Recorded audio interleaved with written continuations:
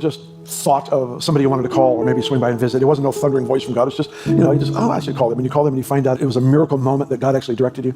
You see, Jesus made a statement. He said, my sheep know my voice. What does he mean by that? There's a familiarity to the voice of God, to the life of a believer. So much so that there are times where I would have thought it was simply my desire, and I find out afterwards it was actually the voice of God. Jesus made a statement. He said, my sheep know my voice. Jesus made a statement. He said, my sheep know my voice. Jesus made a statement. He said, my sheep know my voice. Is this really the way people hear God's voice?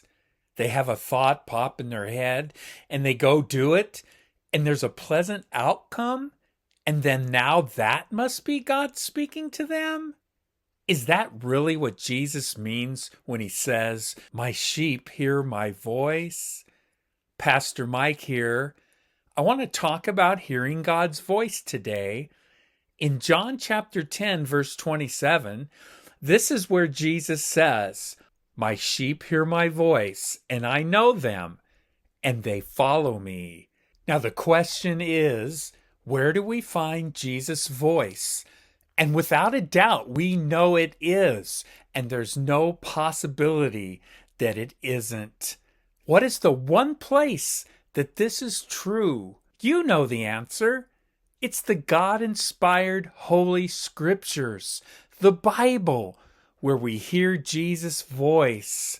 My sheep hear my voice, and I know them, and they follow me.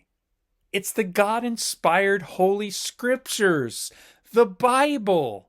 We are not supposed to wonder whether or not every random thought that pops in our head is God speaking, or we're sensing something in our spirit, as some foolishly talk.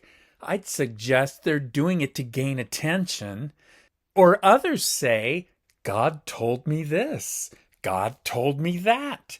And still others think they're hearing the audible voice of God, or they have heard it. We are not supposed to wonder whether or not God is speaking to us.